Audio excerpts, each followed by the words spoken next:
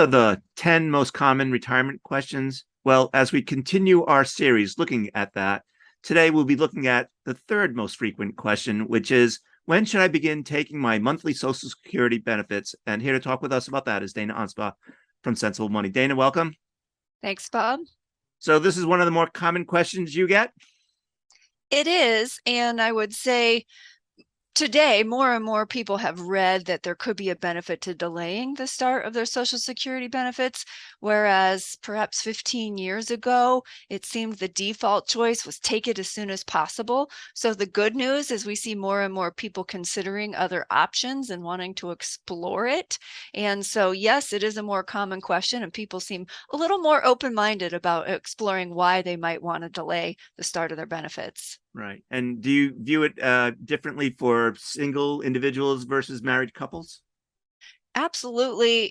There's a paper that was written in 2012. The National Bureau of Economic Research actually, there's been many papers, as you know, on this topic, but it's one that I have quoted in many of my materials.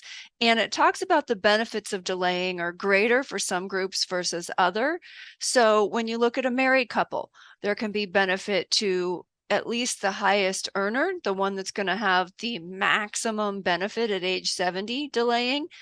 And that is due to the way survivor benefits work.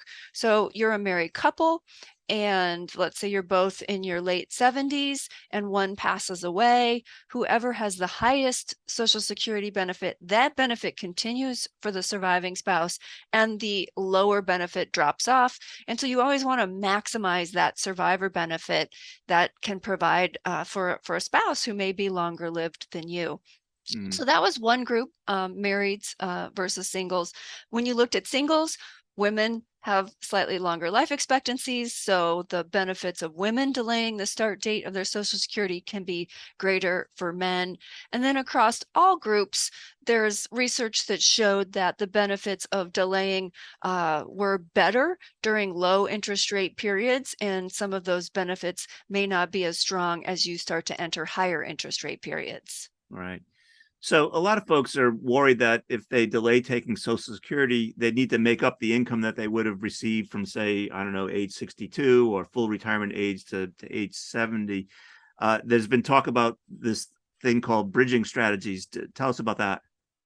Yeah, so a bridging strategy is basically where you are withdrawing money from your own savings and investments, often from tax-deferred IRA accounts or 401k accounts, to pay yourself what Social Security would have paid you. So let's say you retire at 66 and you start taking a monthly paycheck from your IRA account, and at the same time you are delaying the start of your Social Security to age 70.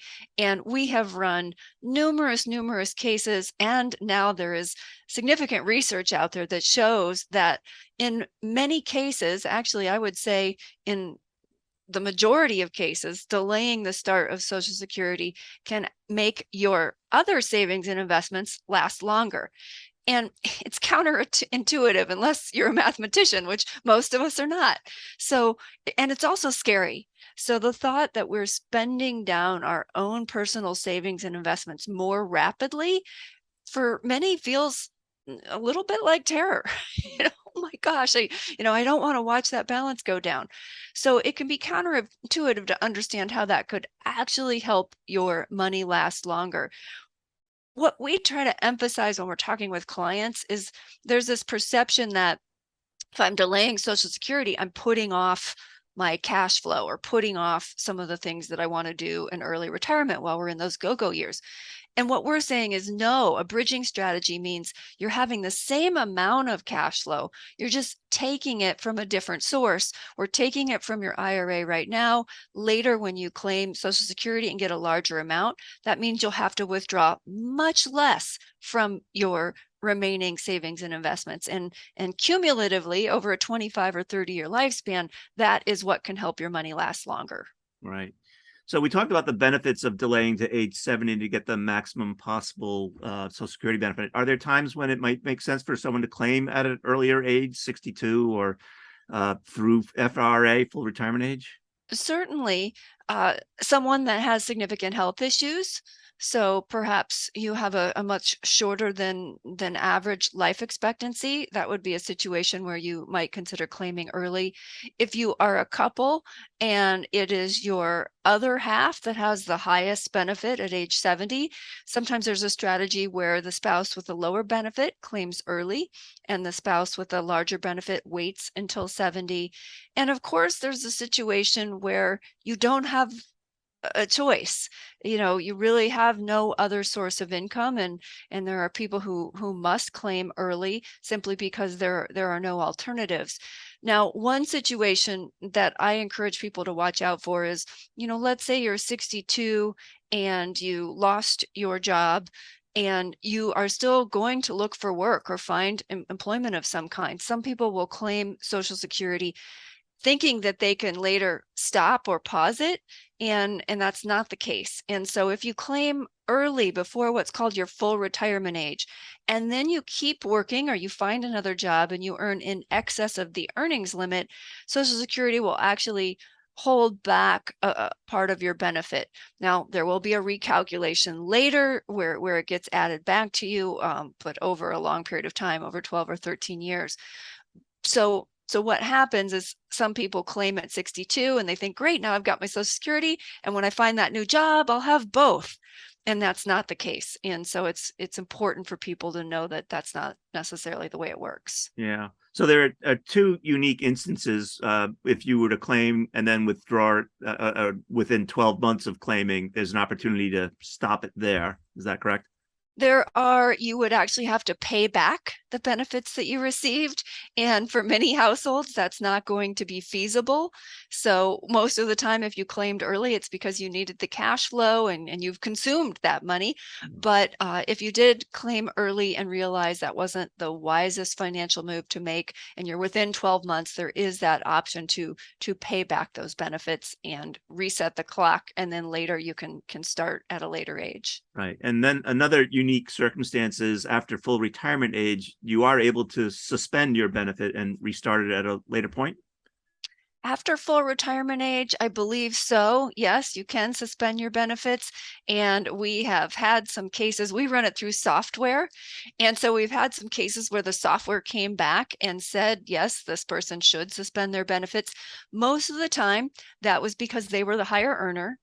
And by suspending their benefits and then restarting them at age 70, those benefits would accumulate. They're called delayed retirement credits. So they would get this larger amount later, and it then maximized the survivor benefit. So it maximized the amount of cash flow the household would get viewed over their joint lifetimes. Now, I will tell you, having run those cases through software and presented it to the client, and here's this opportunity, most people are very reluctant to pause their benefits once they have begun. We did have one person who was more engineer minded, who got the math and understood and said, yeah, I think I'll do that. But people can be reluctant to do that once those paychecks are coming in. Yeah. So there's a lot to consider when thinking about when to take your Social Security benefit. We've covered a lot of ground. Anything we missed? The only thing that crosses my mind is if you are someone who has read some of the research that delaying the start of your benefits is better at lower interest rates, you may be wondering what's happening now that interest rates are rising. And it's important to understand that low interest rates is relative. The work really refers to what are called real interest rates. So what amount of interest could you expect to earn in an equivalent risk category investment? So Social Security is considered a very safe, secure investment. And so if you're looking at treasury bills, something very safe and secure, could you earn about 3.5% to 4% more than inflation? That's what a real interest rate means. It means in excess of inflation. And so even though we are starting to see interest rates rise, we're also seeing, well, the reason we're seeing interest rates rise is because of inflation. And so those real interest rates still aren't at that point where that would change that part of the equation. All right. Well, so in our next series where we look at the 10 most common retirement questions, we'll be looking at how much someone can spend each month once they're retired. Looking forward to that one, Dana. Me too.